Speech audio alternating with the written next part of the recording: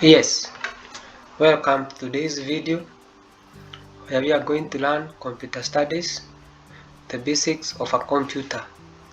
We are going to start with the introduction to computer studies. I know majority of you have ever seen a computer, whether at school, at home, or at a workplace. We are going to start by defining what is a computer. What is a computer? A computer, it is basically an electronic device that accepts raw data and process that data to give out information as output. That is the basic definition of a computer. And for you to know more about computer, you have to know more about the computer terminologies, where we have data. Remember, in the definition of a computer we have mentioned data. What is a data? A data is a raw fact that do not have much meaning to the user. Examples of data are numbers, letters, and symbols. We have another definition of information. And what is information? Information is processed data which is meaningful to the user. So this data can be understood by the user and has a meaning. Another definition that we can give today is program. What is a program? It is a step-by-step instruction which helps the computer to perform given tasks. We can also call a program a software. So another name of a program is a software. And now we can proceed to information production cycle. Remember, a computer gives out information as output. And now you need to understand the basics of how computers work.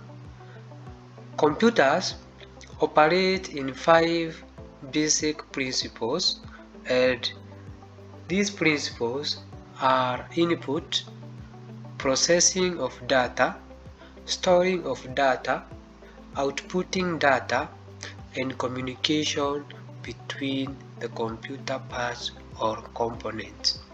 And now here is a information production cycle of a computer. We start with output. This is where we key in data, or using the mouse or using the microphone, we input data in the computer.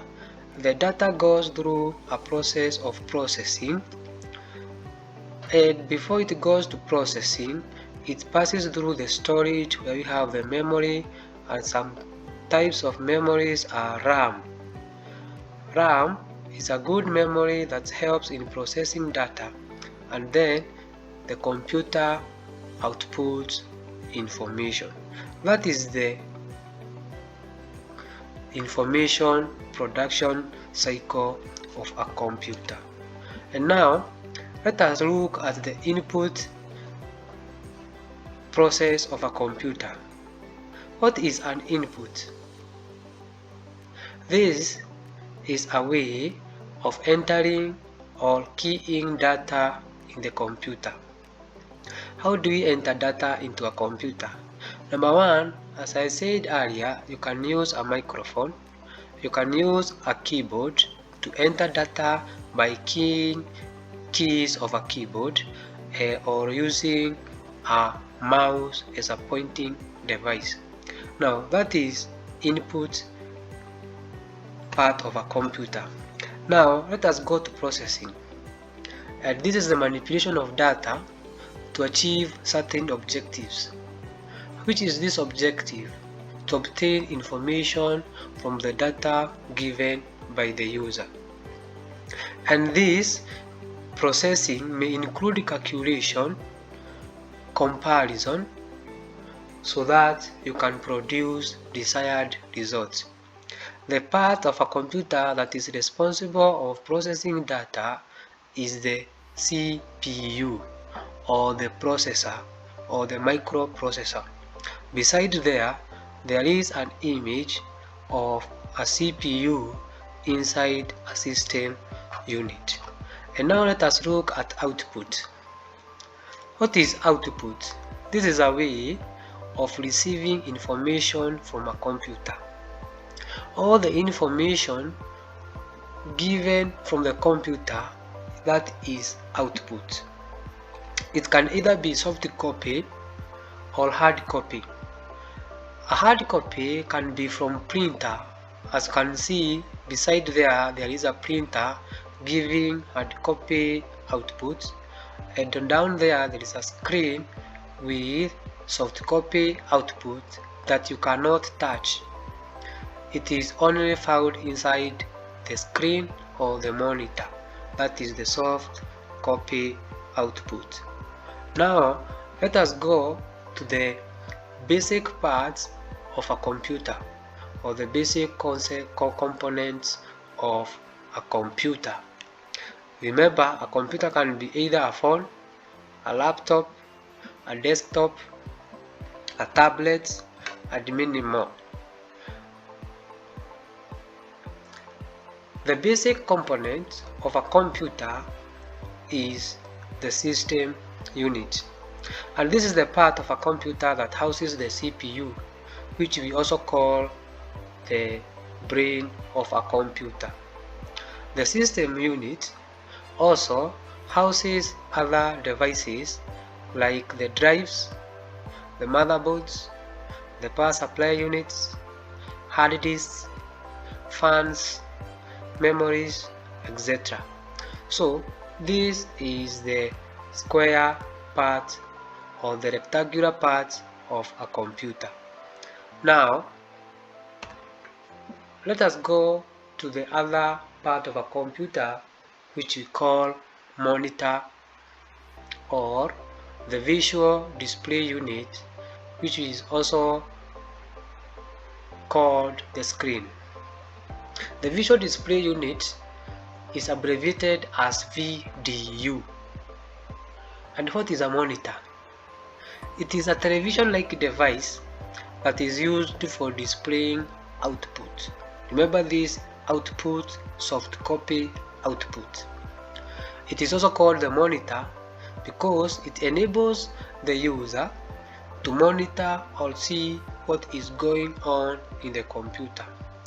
It is very difficult for a user to monitor or to be aware of what is going on inside the computer without the monitor. And now that is the second part of a computer that you are going to learn today, and the third part that you are going to learn today is the mouse.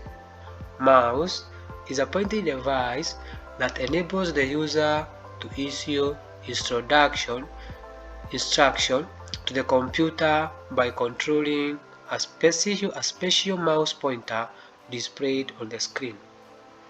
And this mouse pointer, we call it the mouse cursor.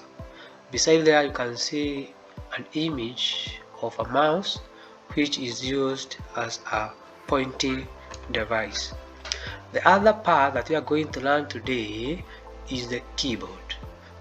Keyboard is a device that enables the user to enter data and instruction in the computer by pressing keys. This is the difference from the mouse.